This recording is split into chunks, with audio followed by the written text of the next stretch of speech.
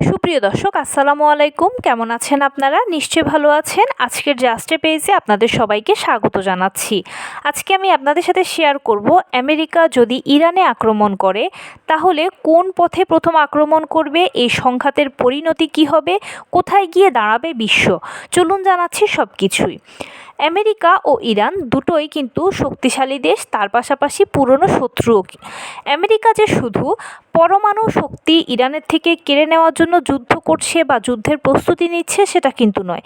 এখানে অনেক কৌশলগত ভূরাজনৈতিক অনেক বিষয় রয়েছে। সেজন্যই মূলত আমেরিকা ইরানের সাথে যুদ্ধে জড়াতে চাচ্ছে বা বিশ্ব হয়তোবা আমেরিকা ও ইরানের যুদ্ধ দেখতে চলেছে। আসন্ন যুদ্ধের ডামাডোল প্রায় বাজি। এখন কেন আমেরিকা ইরানে যুদ্ধ করছে সেটা তো বললাম। এবার কিভাবে ইরানে আমেরিকা প্রবেশ করবে বা কিভাবে তাদের প্রথম আঘাতটা হবে সেটাই জানাবো।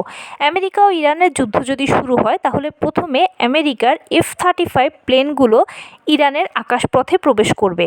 এই প্লেনগুলো এতটাই দুর্ধর্ষ যে এখানে এত ভালো কিছু সিস্টেম আছে, যার ফলে হয় কি যে ইরানের যে রাডার রয়েছে সেই রাডার এটাকে ধরতে পারবে না সহজে, যার ফলে প্রথমে F-35 সরাসরি গিয়ে আঘাত করবে, ইরানের রাডার সিস্টেমকে ধ্বংস করে দেবে, তার পাশাপাশি এয়ার ডিফেন্স সিস্টেমগুলোকেও ধ্বংস করে দেবে।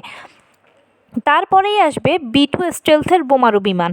এই বোমারু বিমানগুলোর কাজ হবে ইরানের পরমাণু ক্ষেত্রগুলোতে আঘাত করা, সামরিক স্থাপনাগুলোতে আঘাত করা, মিসাইল ড্রোন স্থাপনাগুলোতে আঘাত করা। আকাশ যখন কিছুটা পরিষ্কার হয়ে যাবে তার পাশাপাশি ঢুকবে টমাহকের ও অন্যান্য প্লেনগুলো। আমেরিকার অন্যান্য যুদ্ধবিমানগুলো ও টমাহকের কাজ হবে ইরানের সড়কপথ, বিমানপথ, রেলপথ সব কিছু ধ্বংস করে দেওয়া, সকল যোগাযোগ বিচ্ছিন্ন করে দেওয়া।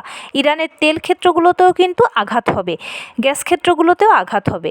এখন যুদ্ধ কি এখানেই শেষ? না, যুদ্ধ এখানেই শেষ নয়। আঘাত তো এক পক্ষ করলো, অন্য পক্ষও তো শক্তিশালী। ইরান কি চুপ করে বসে থাকবে আর দেখবে আর আঘাত সহ্য করবে? কখনোই নয়। ইরানও পাল্টা আঘাত করবে। ইরানের কাছে রয়েছে উন্নত মানের ব্যালিস্টিক ক্ষেপণাস্ত্র সহ বিভিন্ন ধরনের ড্রোন, যেটা কিন্তু বিশ্বকে কাঁপিয়ে বেড়ায়। ইরান টার্গেট করবে মধ্যপ্রাচ্যে আমেরিকার বিভিন্ন ঘাঁটিগুলো, যেখানে সৌদি আরব, কুয়েত, সিরিয়া, ইরাকে রয়েছে আমেরিকার ঘাঁটি, সেগুলোতে ইরান আঘাত করবে। ইরানের আঘাতের ফলে সেই ঘাঁটিগুলো ক্ষতিগ্রস্ত হবে, যুদ্ধ পুরোদমে শুরু হয়ে যাবে। সবচেয়ে চাপের জায়গা হচ্ছে হরমুজ প্রণালী।